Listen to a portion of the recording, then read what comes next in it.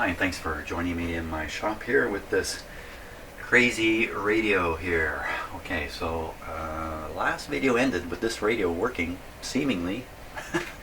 Not great, but back to where it was anyway.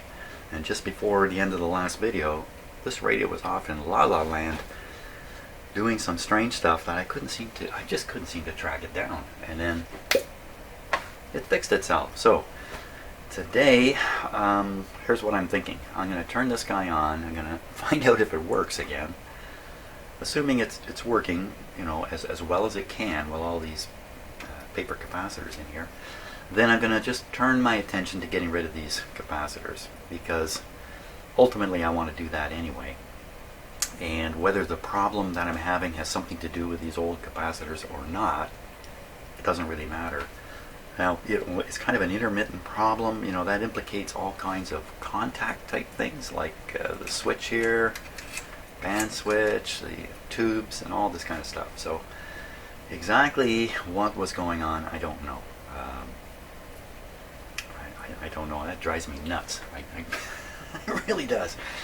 I really, you know, even if what I've got in my head is wrong, I like to have some idea founded on some kind of sense, some kind of information. Anyway, something to kind of go on, I guess. So, okay.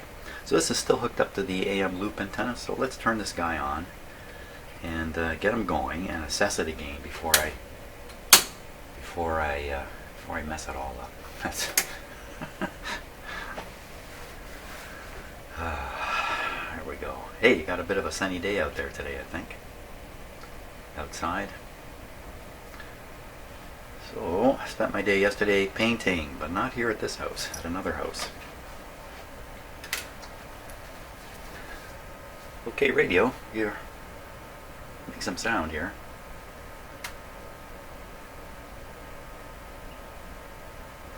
I have the volume turned right down. Yeah. There we are.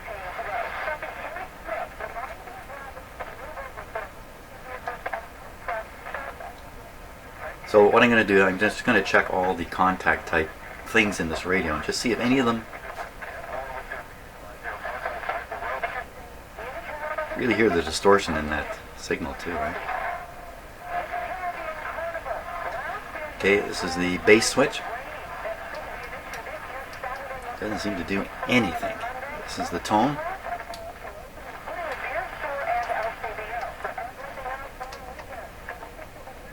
Yeah, it's a little dirty in there, but I just don't think it's going to cause the kind of problem I had. And here's the band switch.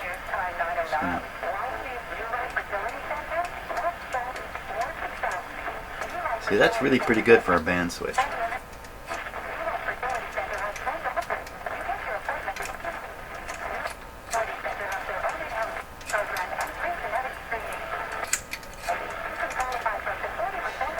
Now, I guess it's just possible there's a contact in the band switch that just never makes contact. And so turning the switch doesn't cause any... I doubt it, though. I doubt there's any problem in any of these contacts that are responsible for what's going on. Now, tubes.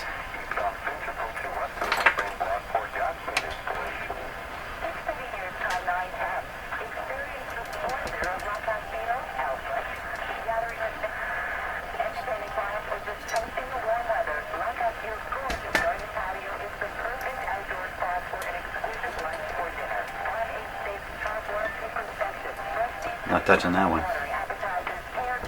So absolutely nothing happened there. There we are. I cannot get this thing to crackle. Oh, remember there was a time too where every time I turned this radio on it would go through a crackle phase, and then the crackle would die off. I don't know. It may just be one of those things I'll never ever really know what happened. It's still distorted though. Why so distorted?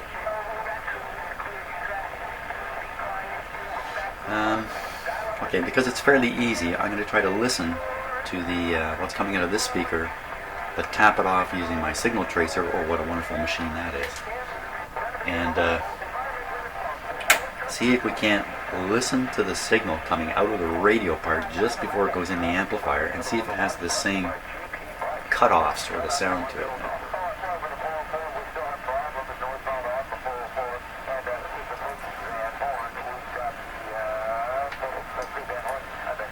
listening to the traffic reports. I used to fight that traffic in Toronto every day for 30 years. It's horrendous traffic. Toronto's one of the worst cities in the world for traffic. Okay, so we want to listen to the audio signal reaching the volume control. Got this set for audio. We're all set. Just turn down that speaker, and now we'll hear only the signal tracer here. This is the signal coming. I can't do it. I do it here. Do it here.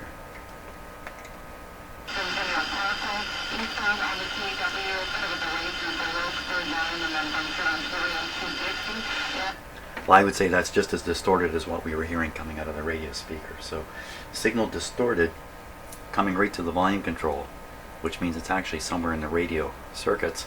The detector, perhaps. I did change the detector, right? I changed the detector from this guy, and it's distorted. But then I put this one back in, and it didn't really make much difference. So this is the original. So I put in my replacement back in there. Well, that would mean we should be able to hear the signal ahead of the detector without distortion. It'd be the signal fed to the detector. It'd be the signal. So here's the detector tube here. I could try to listen to it. So I'd listen to it coming out of the detector tube down here. I should really listen to it going into this transformer, so that'd be off the plate. Didn't I do this already? The 6K7? I think I did this. 4K, 6K, 4K7, 6K7. Let's try that. Well, you know what? It's easy to listen to the grid of the 6K7. It's right there. Turn the radio up. Okay, let's listen. Now this is a radio signal, grid of the 6K7. Yeah, it's going to be a 455 signal coming into this tube on the grid. So we'll set the signal tracer to RF, set the band to band A, set this to roughly 455. I can't remember exactly where it's tuned. We'll find out.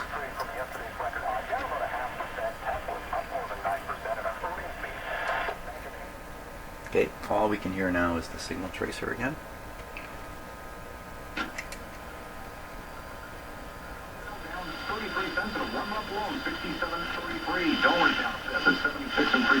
US. To the Business Center, I'm Mike Apple. Go ahead on 680 News. Almost time for the CNE. Well, that does not sound distorted. So it's clear coming into this tube. Now we got to hear what's coming out of it. 6K7, we got to hear it. Okay, let's hear it. 6K7, 6K7, 6K7. Here we are. Plate is 3, pin 3.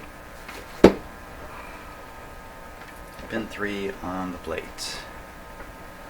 6K7.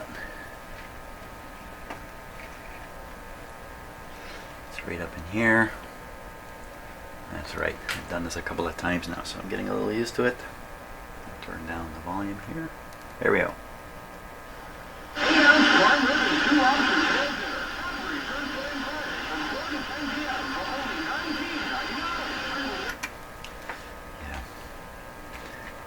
Let's see if I can clip something on there so I don't have to hold it.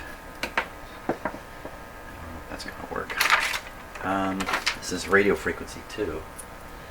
I'm going to use a wire. Unfortunately. With the radio live. Don't forget it's live.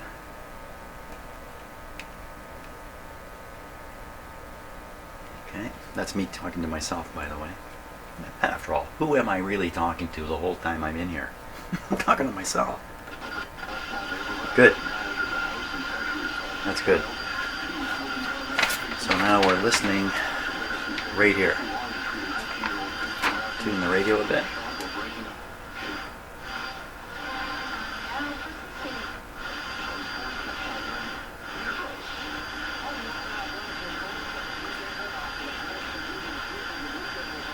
Okay, let's compare with what's coming out of the speaker. Hopefully it's still coming out. No.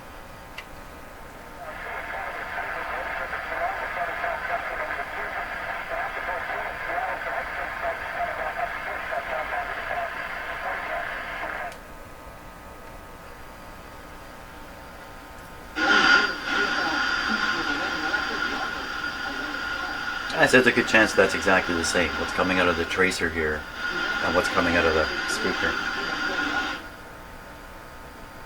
So where's the distortion? Where's the distortion going? Something changing slowly here?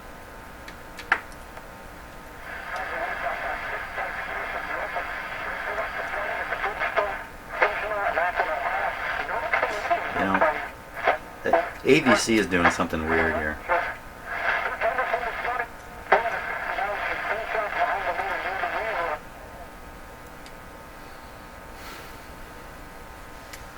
AVC is doing something weird there.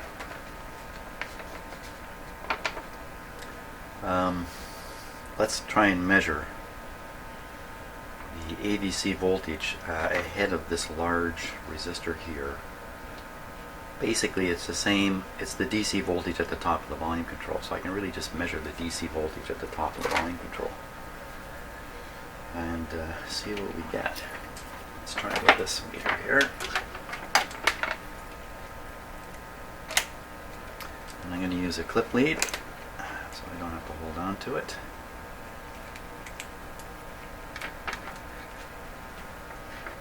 Top of the volume control. Now it's blocked by a capacitor. So that capacitor, I think, is this one right here coming into the top. So we want to if we want to measure DC, we got to get on the other side of this capacitor. Good. Goody. Because that's what the capacitor is doing. It's blocking DC. That's what I think. Sets on. Meters in view. Let's turn it on. DC plus. I'm actually expecting a negative voltage here. 15 volt scale.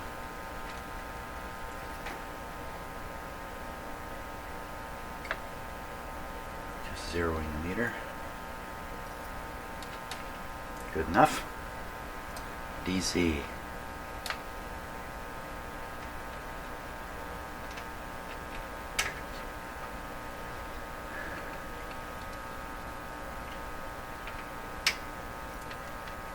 Big clip lead. Okay, and we see the meters come up scale.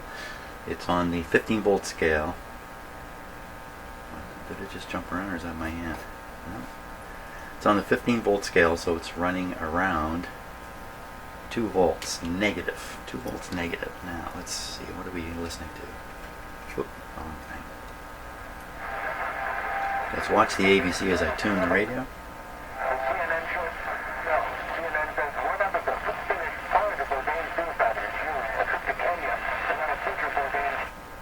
Seems awfully low.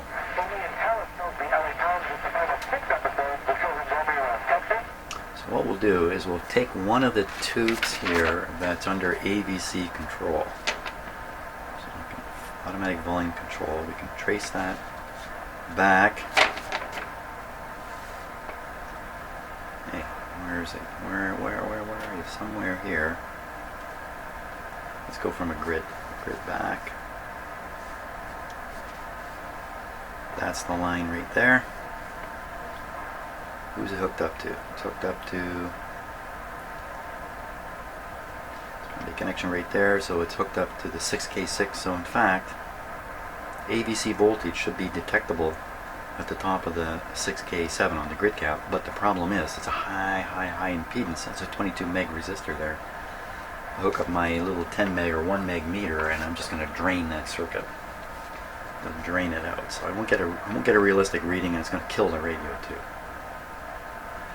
But on the other side, on this side where I am now, I do get a valid reading.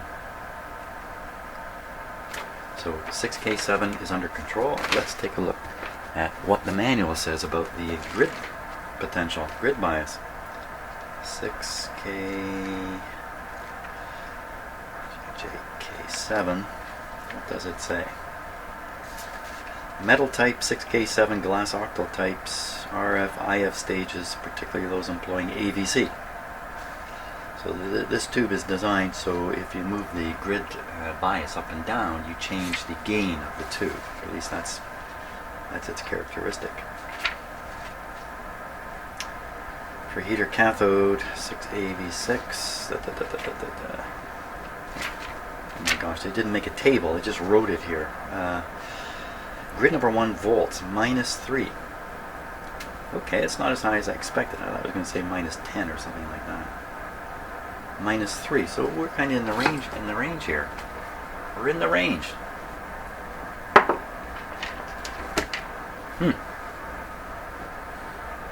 So for now, it looks like AVC is okay. Why don't we try this approach? I just like fiddling around with these things when they're not working okay. I could get on with changing all these capacitors, but the risk there is I'll introduce 2 or 3 more problems changing all these capacitors, and if the radio isn't working well, it's a little hard to detect the things you're causing, the problems you're causing in a radio that's really not working well at all, especially intermittent problems and all that kind of stuff. That's why I'm hesitant to go forward until I got a better grip on what's going on. Yeah, let's do that. We'll put in a nice clean sine wave signal. We could do this with the IF first, and then take a look at what it looks like coming out. Just do it on the scope, and I have to make connections that won't interfere. Okay, so if we want to pump in the IF signal,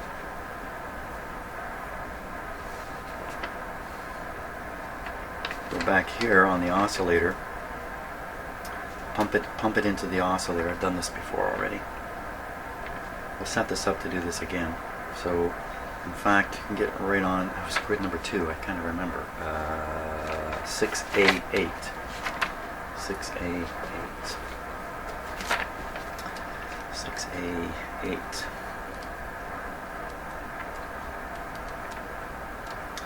If I haven't mentioned it recently, these two books are fantastic sources of information. They have beautiful write-ups in the front. These books are really, this is the one I'm using, but there's all kinds of them, of course. 6A8. So grid number 1 is pin 5. I want to get on grid number 1 with the signal generator. Grid number 1. Just turning on the signal generator, get it warmed up. Grid number, oh my god. That's all it takes.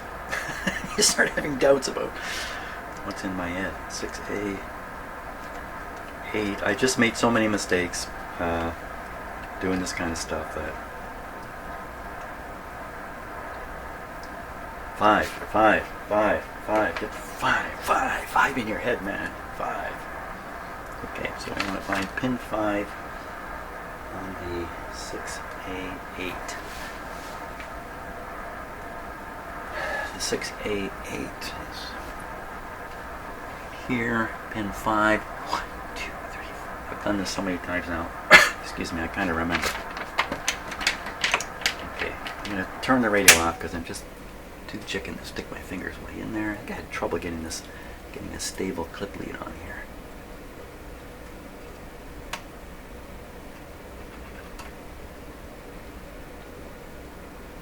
Okay, now the output from the signal generator.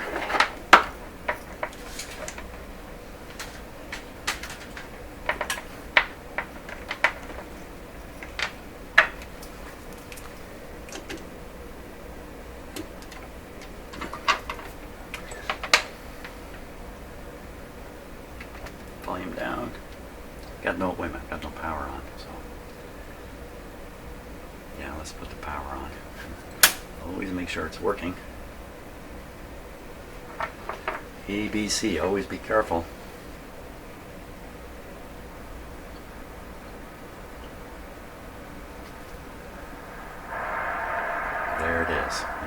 hook this up, we should hear a tone. There we are.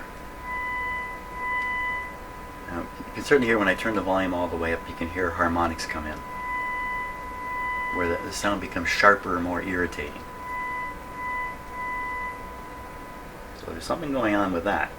That's liable to be just problems in the audio section.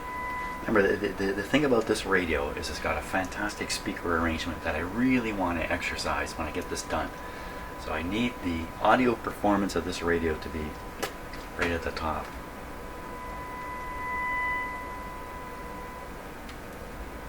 Okay. And scope. Hello. Let's hook up the scope here.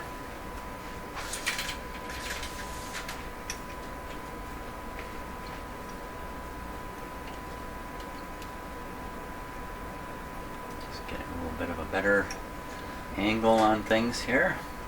Look at that. Fantastic. Put that on.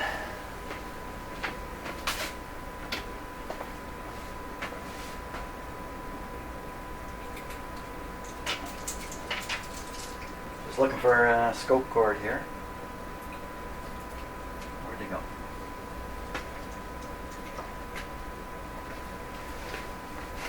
Done something special with my scope cord. Okay.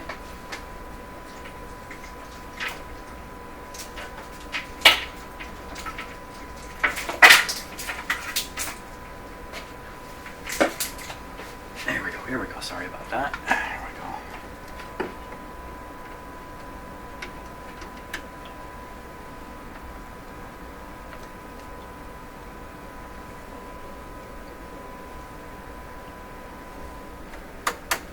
There we go. Okay. Now, first thing we're going to do is look at the actual signal being fed to the radio. Now that's RF though. That's okay. Why would that matter? What I really want to watch is what's going on with the audio. Think about it for a minute here. Let's watch what's reaching the top of the volume control. We'll look at that. Not watch it, we'll look at it. Okay, just making the ground connection out of view. Put it here.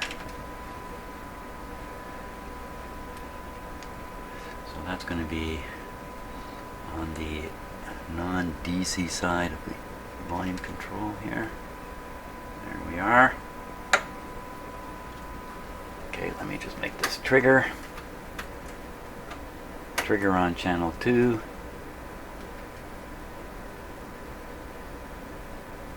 There we are. So what I see there is a beautiful sine wave. That's the 1000 hertz that we hear. Of course oh, now that's a little interesting. So I'm looking at what's coming out of the... What am I looking at here? Well, this is even more interesting because I'm confused. So I'm just looking at the signal coming right from the... What am I doing? Holy smokes. Quickly, man. It's an emergency. I need more coffee.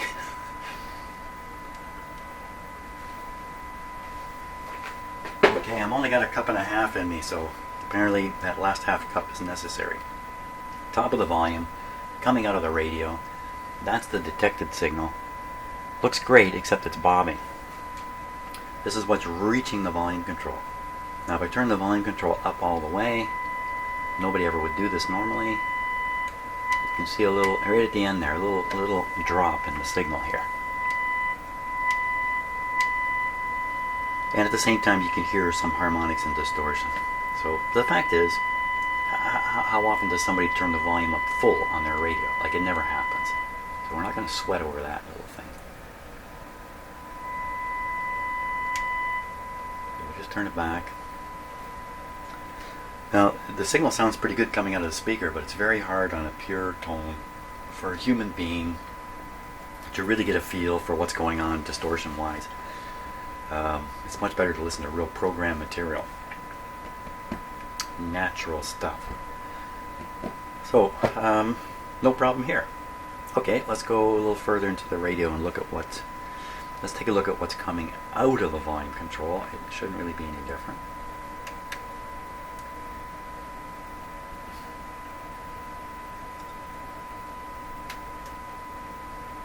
Okay, it can be lower. Let me turn it up. Oh, I don't want to turn it up. Make the scope is just not triggering. It's a real. Let me give it a little more size there. That'll be a little easier to trigger on. Now, the last time we looked at the signal, I don't know if you can see it on camera, but it was wobbling a bit, which usually indicates a bit of a hum. So it's kind of shaking around a little bit. You can kind of see that on camera. So it's not perfectly stable. With my eyes, it's really obviously jumping around. That's probably hum coming through there. Okay, so we're on the volume control wiper side of the audio capacitor. I'll go on the other side. Shouldn't see any difference. No difference. Excellent. So this is what is reaching the first tube. That's great. Excuse me. Now let's look at what's on the grid of the inverter tube. I think that might be interesting. So that's pin number 2 on the inverter tube, which is the next one down. Pin number 2 is right here. This is pin number 2. You should see exactly the same thing. Oh my gosh. Doesn't that look wild? You know, I'm going to get a better camera onto the scope here. Okay, so that may look a little strange there, but there's 2 cameras on the screen right now. Okay, there you can kind of see what's going on. So there's a good shot of the waveform, and this is coming into the first amplifier tube. This is on the grid of the first amplifier. That's a 6SQ7. Now the inverter, excuse me, is also a 6SQ7. And we should see exactly the same signal, only actually inverted, sitting on the grid of this other tube. So I'm going to move the scope lead now to the other t'other tube. And that's what you got. You got nothing. The reason we got nothing is the signal level is dropped. My scope won't trigger on it here. Just a little flash there. Okay, I'll make the scope trigger. Absolutely nothing. How do we get to nothing? Nothing.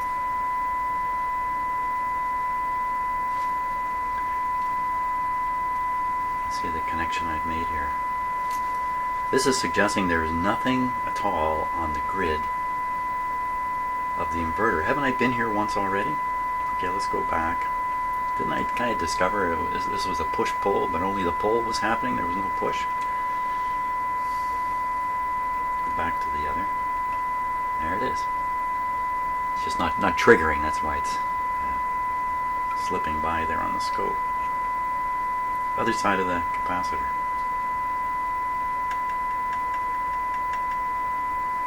Ooh, yanked the capacitor right out there.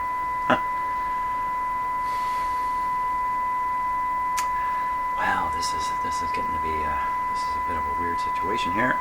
Let's keep tracking back. So if we track, so the how does the inverter get its signal from the first audio amp? So here's the grid on the inverter. Follow it up. Oh, it goes through a capacitor and then basically connects to the what do they call that? The grid. There's the 2 grids. Signal going to the grids from the 2 SQ7s, going through a capacitor on each side. On the grid are 2 resistors, 27 megohm resistors, big whoppers in series from one to the other, and right in the middle is a tap off through a capacitor over to here. Doesn't even really make sense to me.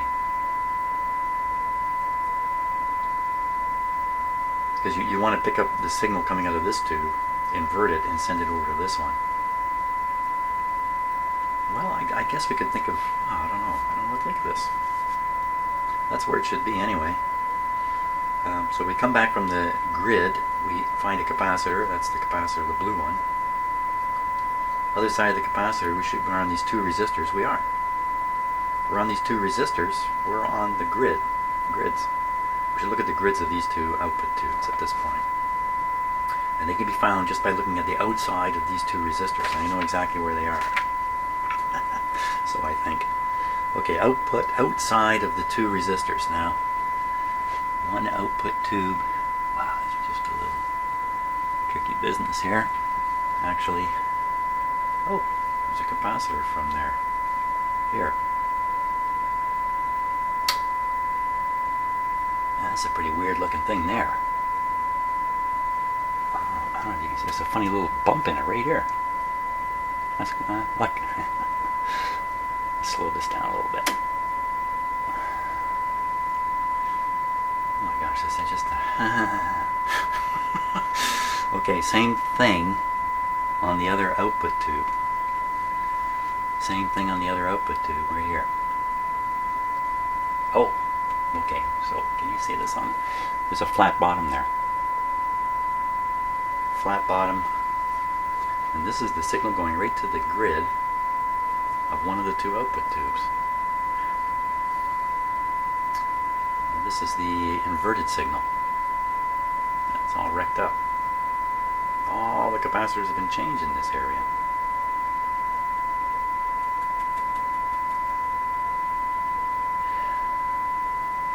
I should get that a little clearer on the screen for you, but I really can't do much better.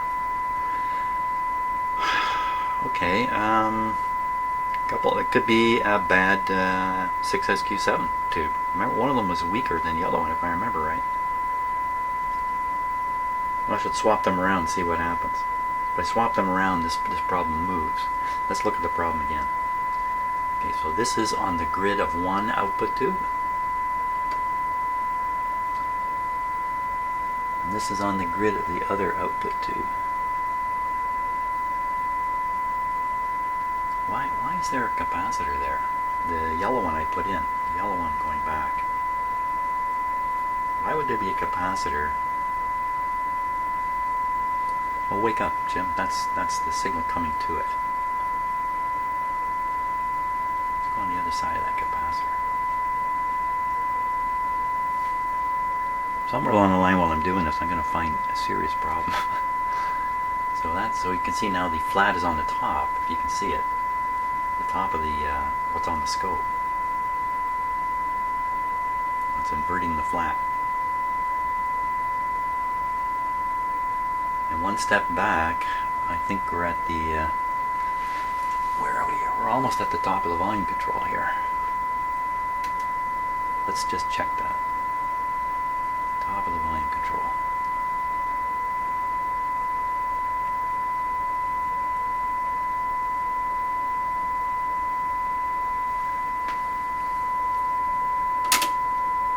So there you are, beautiful sine wave, top of the volume control.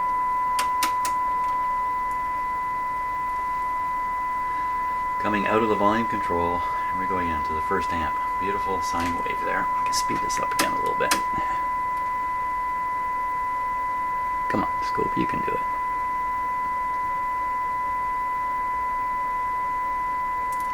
Oh, it's online. We want on channel 2.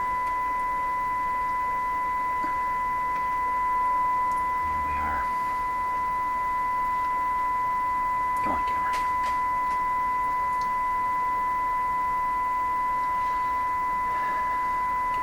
Good on the grid of the amp. Where'd it go? The preamp. What happened?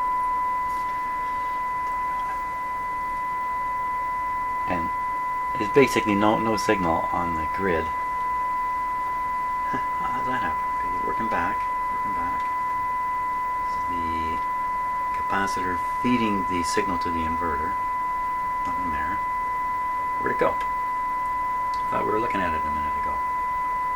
I think I probably just turned the sensitivity up. Oh, I can't. It's up all the way on the scope. Okay, I'll put this on line just to force the trigger. There's nothing there. There's nothing there.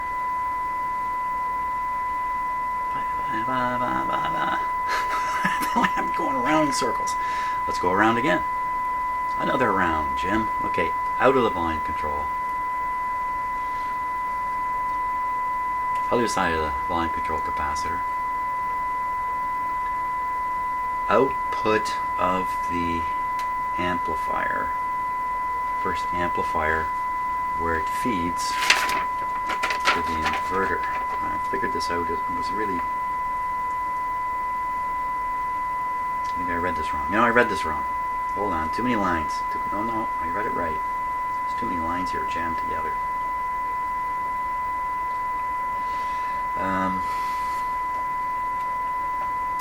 There's a great big resistor going to ground here, 27 meg.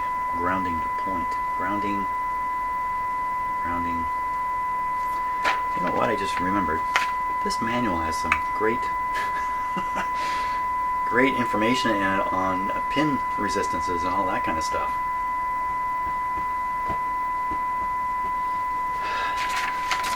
Before I start into that might be the next video. Making better use of the manual information. So I just can't seem to figure this out. Okay, one more time around.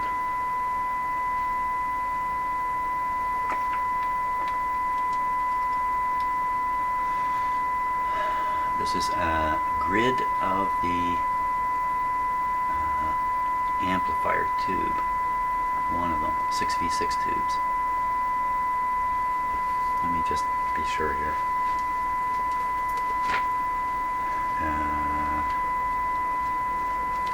6v6. Just give me one sec.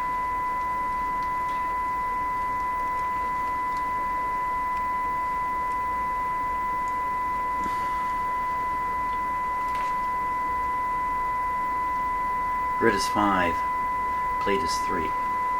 Grid is 5, plate is 3. Grid is 5. 1, 2, 3, 4, 5.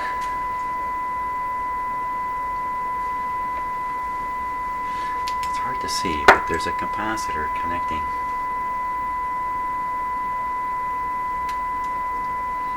Connecting where? Connecting here. Oh, look at that ugly thing. So this is on the first amplifier tube. This is the output hitting through a capacitor for the inverter. That doesn't make sense. Through a capacitor heading for... Okay, inverter tube. Oh, I'm on the inverter tube. Oh. This just drive you nuts. I may have to stop because I can't think straight here. Can't think straight. I'm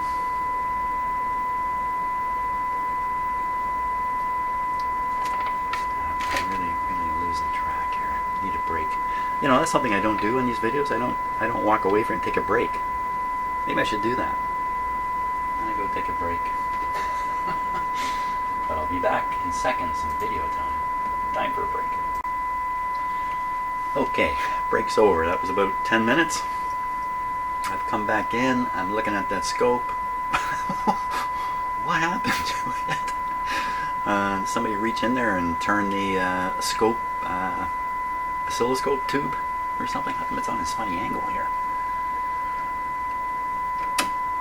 That's why. That's why. There's a huge hum on this. Oh, okay. Ignore all that. The scope lead's not connected to anything. Good analysis, Jim. I like that. Okay. Now, with my fresh brain, which is not so fresh actually, let's go again. Coming out of the volume. control.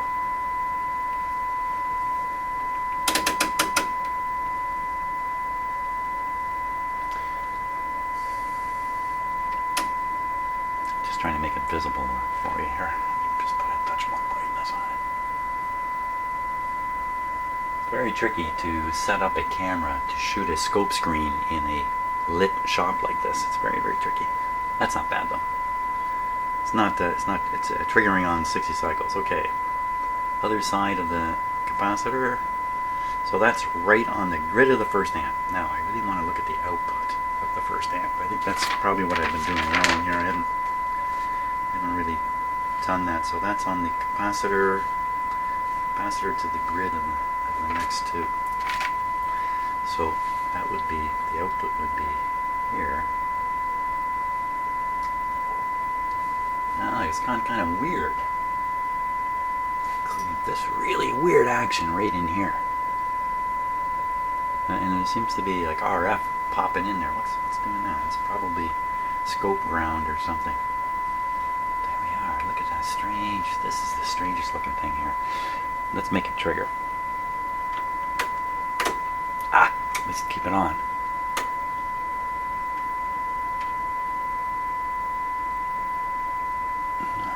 Okay, so we got multiple traces there because of triggering problems, but I can make this bigger. Bigger. I can't make it bigger. So that's what we're going to be up against here. There. I mean, that's a touch better. Big fat hum in here. Don't hear it in the speaker though. So that's the output of the first amp. Wow, it just doesn't look right. Here's the input. Yeah, this is probably the mistake I've been making. Here's the input. And that looks fantastic, eh? And here's the output. All mucked up. So either there's a component error in here, I put a short in somewhere, or the tube itself is bad. Let's do the swap tube thing. Okay, power off. Here, I'll just do that off camera. Okay, let's give this a try here. Scope is currently connected to nothing. This is why it's doing all that weirdness. I'll wait till the radio starts up. Okay, so that doesn't sound so good. It's pretty quiet. Let me turn it up a bit here. And I want to get into that distorted area. You know, I could increase the input. No, I don't want to do that. I could increase the signal strength on here, but I don't want to do that. Just leave it as it is. Let's take a look. Okay, so this is now coming out of the volume control. Hey, where'd the nice pure signal go?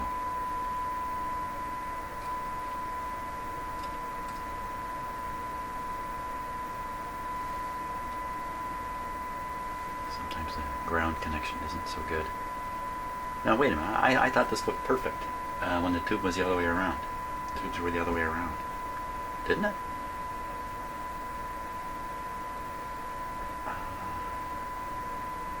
Because this looks a little flattened on the top, and look, it's a jumble of spaghetti jumping across the screen there. Let me just make sure it's not a triggering deal. I don't think so. I gotta switch those tubes back. So right now, I'll leave the scope where it is. This is the signal coming out of the volume control wiper. Okay, switch them back. You know what, I'm going to let you watch me do it this time. No, I'm not.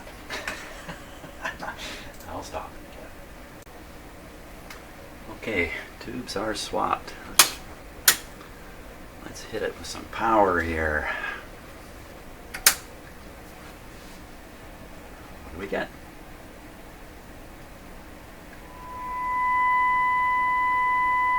Wow, okay, so clearly that one tube is a dog.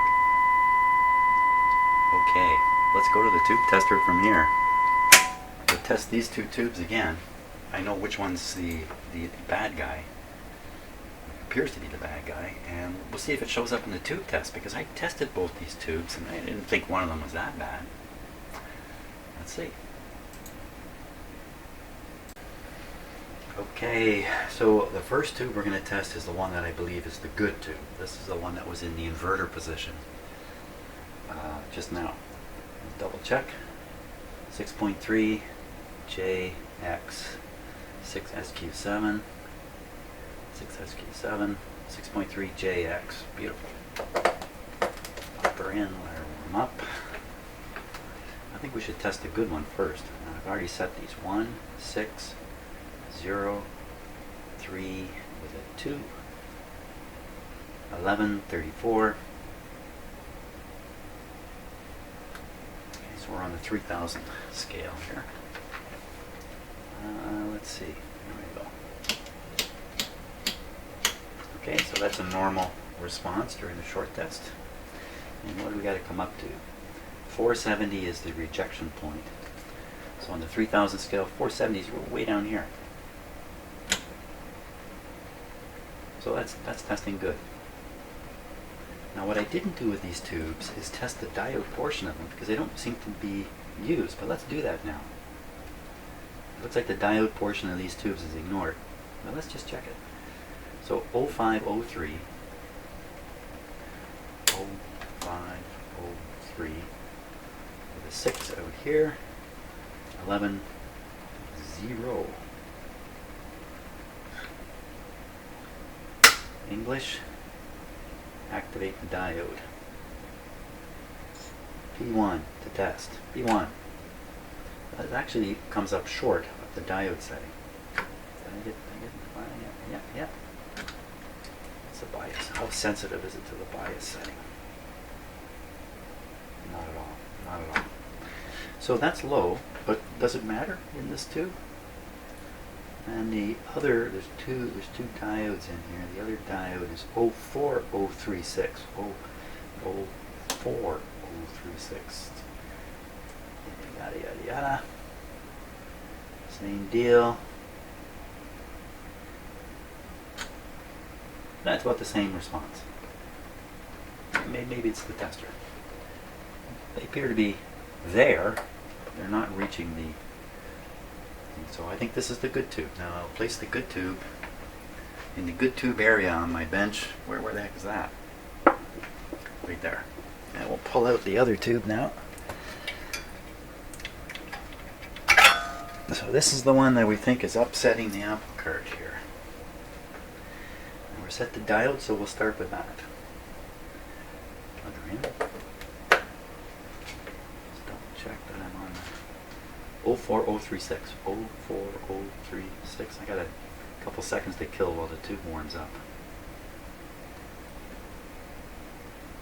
Better do the short test. Normal. P1. Okay, this is the bad tube and it's testing better. But again, I don't think they use these diodes in this radio. Change the 4 to a 5. Repeat the test. Well, as far as the diodes are concerned, this is the winner.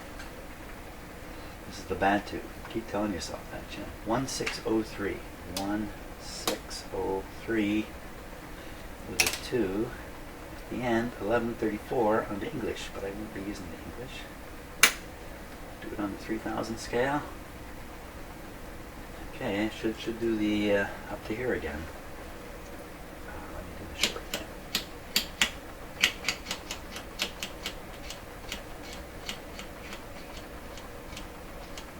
Okay, that's fine. I think the light flashes because of charges building up on the different elements in the tube, depending upon how you've got the where you've got this.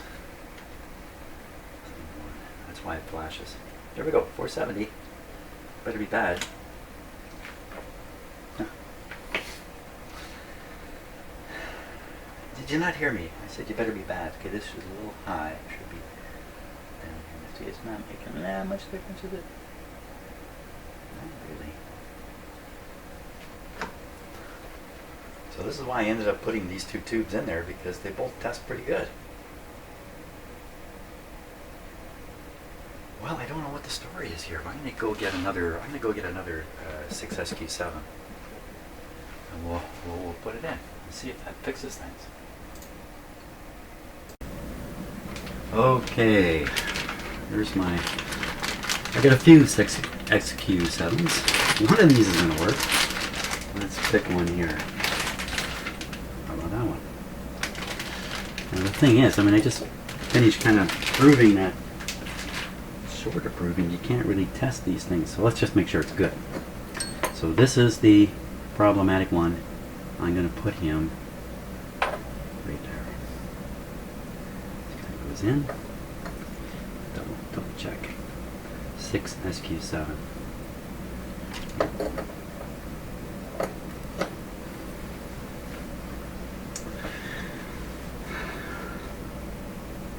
So you got to wonder what's going on. If this tube is really causing the effects that we're seeing, you got to kind of wonder what exactly is going on with it. I would anyway. Okay, here we go.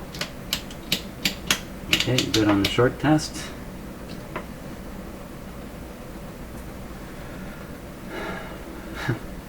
Well, it's supposed to come up to, well, what's the high? 470 or 750. If it's really good, it would be way up here. I got so many of them. Let's try another.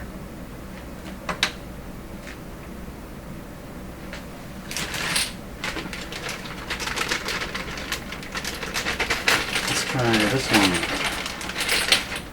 It has a fancy brown base. 6SQ7.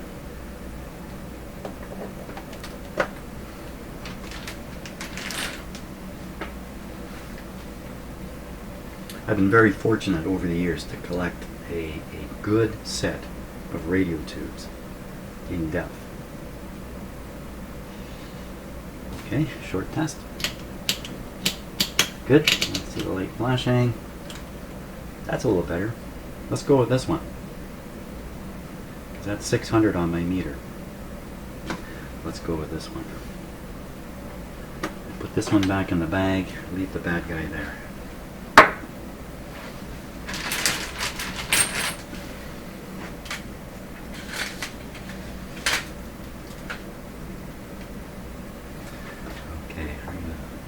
Stick these guys in here.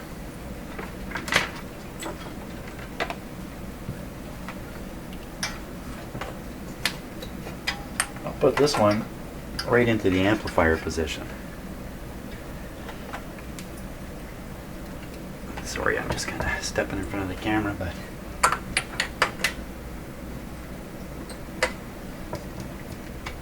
okay, 2 tubes are in. Just double check a few things here.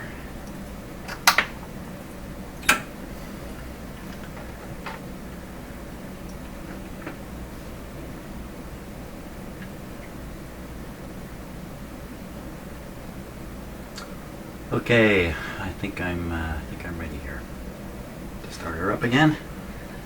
Okay, let's go dim bulbing here.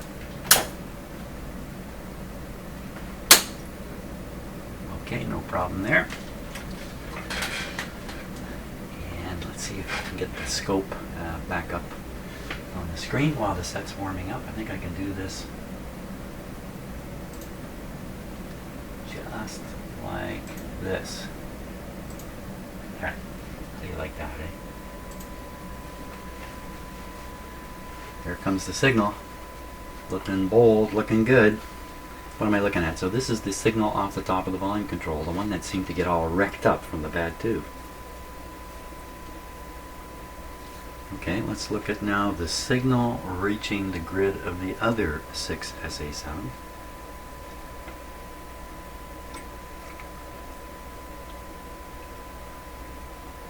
Come on. Where are you, man? What's going on?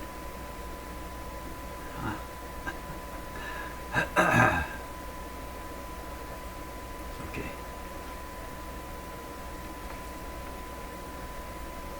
Sometimes this ground connection's a little wonky here. So there we are. That's going into, that's the grid of the amplifier. This is the plate of the amplifier. Yuck. This is the... Wait a minute. How come this didn't jump like crazy from DC?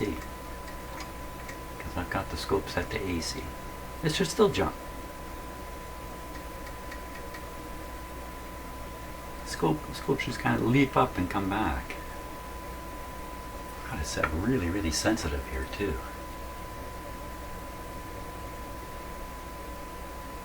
So either that isn't the plate, or there's no plate voltage, or what the heck is going on?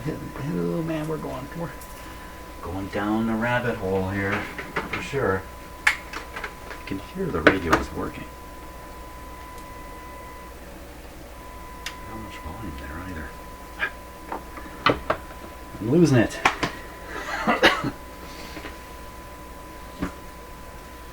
Like as I've mentioned before, one of the shows I like watching is Mayday. It's a Canadian-made show about where they analyze airplane crashes, real airplane crashes, and that's very interesting. I really enjoy it. And today's episode I was watching while I was chewing on my breakfast. The pilot just came overwhelmed with just too much information coming at him, and I've had this happen to me. I'm sure you've had it happen to you too. When you get just too much coming in, sometimes it just all shuts down. You just can't think. You just kind of stop. If you're flying an airplane, that's not good. That's not good. Apparently, this guy basically flew the plane right into a mountain, while his co-pilot in the last minute was yelling at him, but it was too late by then.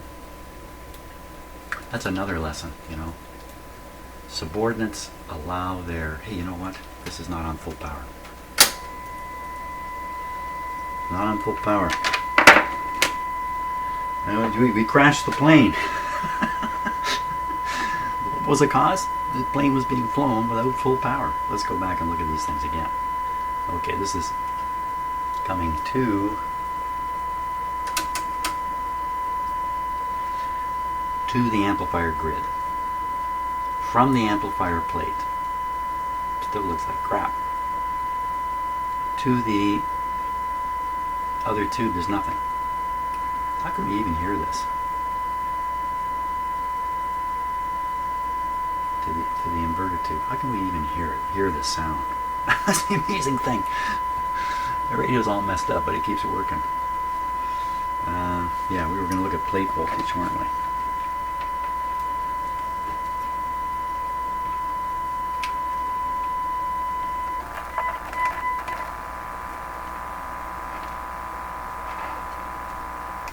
So what's happening there is I lifted the ground on the meter, and that turns the whole meter into an antenna on this wire, right into the radio, and that's why it did that.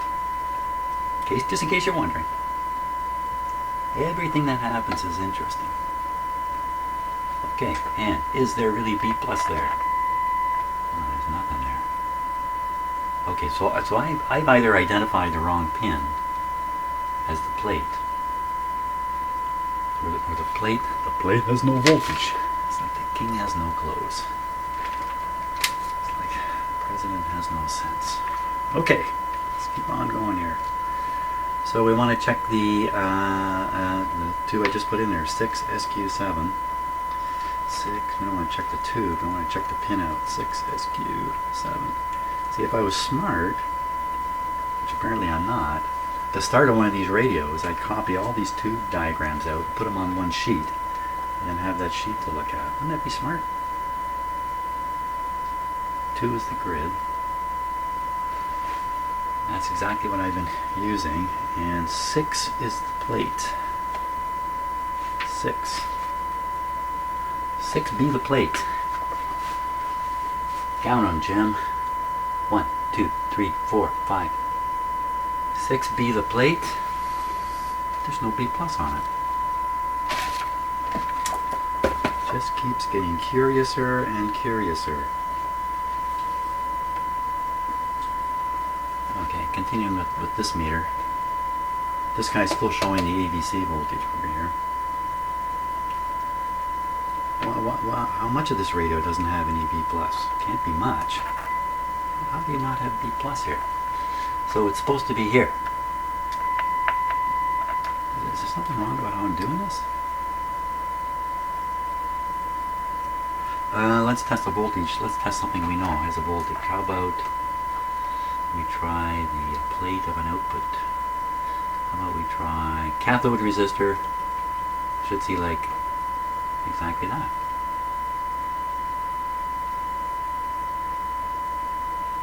Okay, so I know the plate is 6. Plate of 6 down here. So it's 1, 2, 3, 4, 5.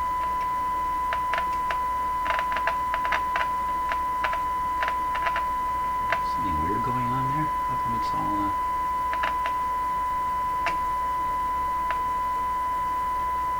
Well, 45 doesn't sound very good.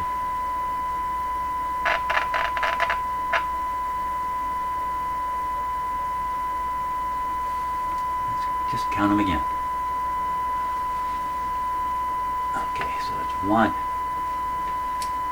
2, that's the grid. 3, 4 are grounded solid. 5 appears to be grounded solid. Those are probably all the diodes.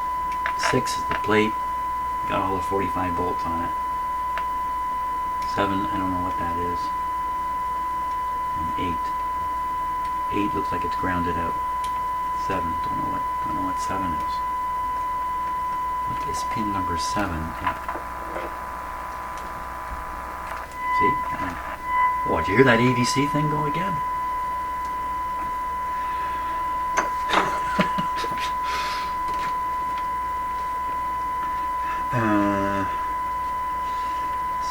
So here we go again. 6. And, you know, another thing I could do is just turn this book over so it stays on the same page. That would be smart. Even that would be smart.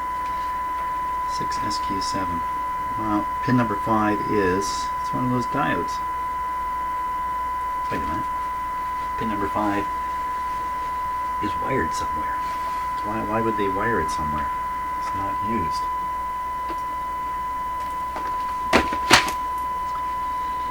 Pin number, going nuts here. 1, 2, 3, 4, 5, 6. 5 is grounded. 1, 2, 3, 4, 5. 5 is grounded. How do I get something off of 5? Crazy. Let's try 6 again just to see if I'm...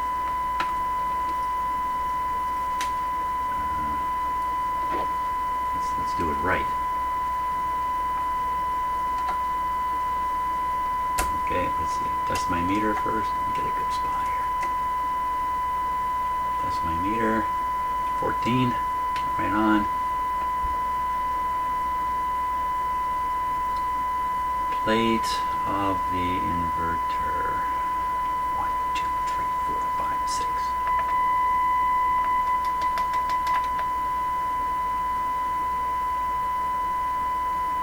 Something not right there, Jim.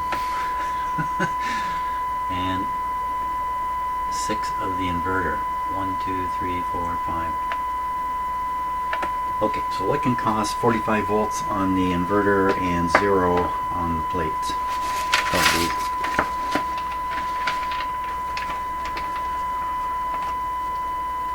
How do you get a 0 here? You have a shorted capacitor to ground. Where's this plate get its voltage?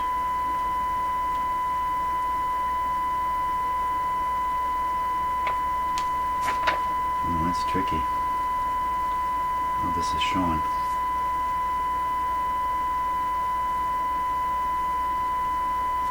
Plate voltage supplied, other side of these two resistors. I'm sorry I'm doing this on camera again. And then how does this whole thing get its voltage? Where is it coming from? Must be that line there, must be dotted. And that would be it. It gets its voltage. Holy smokes, right off the B plus line.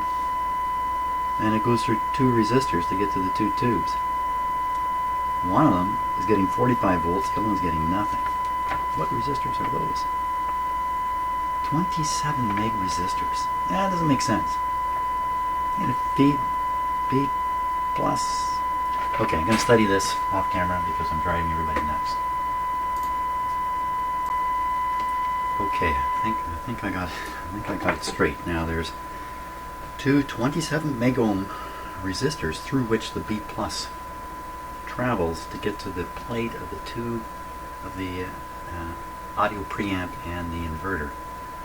I've identified where those two guys are. We're not going to look at the voltage drop. First, voltage on the supply side of those resistors. Okay, voltage on the supply side. So one of them is up here. So supply side. Okay, more than 200 volts on the supply side. These tubes, according to the manual, should be running with about 100 volts on them. Like this. So again, high side, 270. Low side, looks like an open resistor to me. One side of it's got that, the other side's got nothing. Or there's an accidental ground on this terminal. Which means that resistor, well, 27 megohms, that can take quite a voltage without heating up. So is there an accidental ground on that pin? This capacitor could be shorted right here. This could be the guy. Okay, power off. Seems to me I could have found this stuff much easier if I'd just done all the right things. So 20K on the ohm meter now. First I gotta check and see if there isn't some residual voltage here before I make a mistake. Try it again. Okay, the little tiny bit there, it's gone now. How could there be voltage there if it's a grounded point? There really can't be. So we got, yeah, so it's not grounded. Phooey. That would have helped. Okay, open resistor. So 27 megohms. My gosh, that's rated. I gotta use the top setting to get the 27 megohms. Open. Open, open, open. It's possible I changed the capacitor here. The voltage went up a little bit in the radio, and that resistor just met its end. Mind you, it's 27 megohms. That's so big. It's just crazy. It's a crazy big resistor. Okay, power's off in the radio. This resistor coming out. How does this thing even work in the least? It's amazing. It is amazing. Now, we'll take that resistor out of there.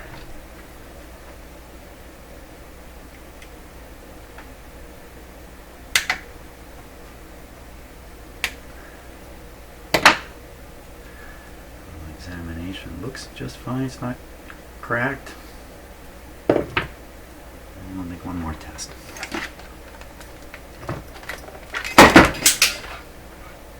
Okay.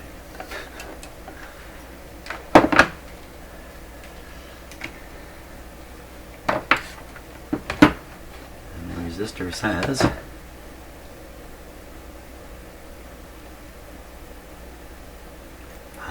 open. 27 megohms. Have I even got something that big? Oh my gosh. Okay, I gotta go look and see what I got here. 27 megohms. So I said to myself, 27 megohms enough that, what the heck? Why such a large resistor? And you know what? It's not 27 megohms. I looked on the schematic, and the way they show it, it looks like it says 27 meg. It says 0.27 meg. You know, you're not supposed to do that. You're not supposed to use decimal pointed numbers like that, because the decimal point disappears in the reproduction of the schematic. Hey, and that's what happened. Okay, so really, and when you look at the color code here, body and dot. So it's red, purple, that's 27, and then dot is this yellow color.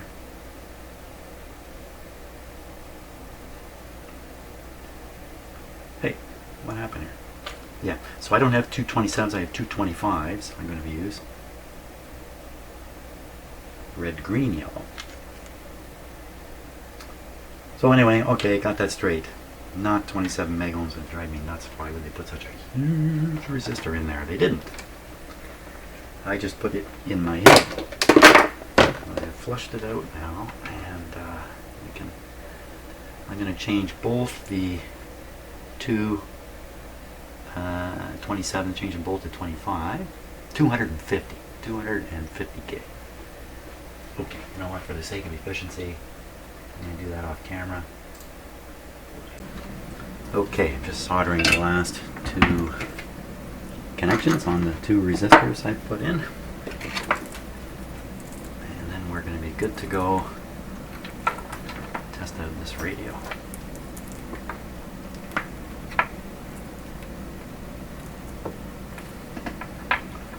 First one down here.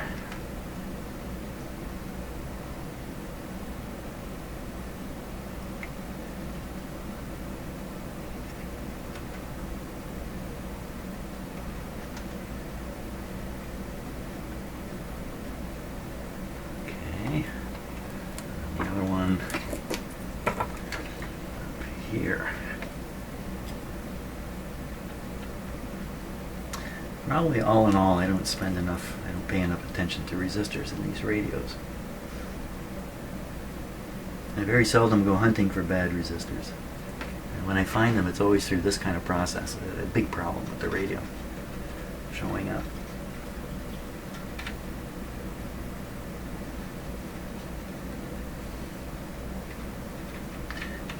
There's no right way or wrong way of doing this kind of work.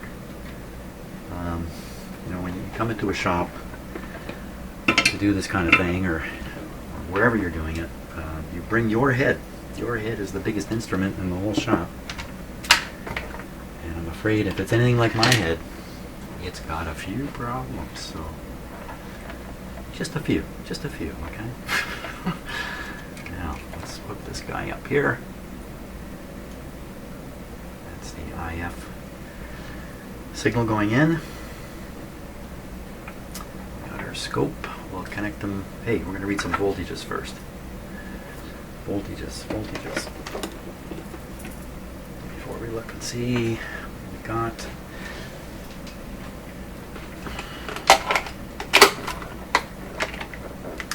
This is bound to make a huge difference. This is probably going to solve the volume problem, and everything is going to get solved here.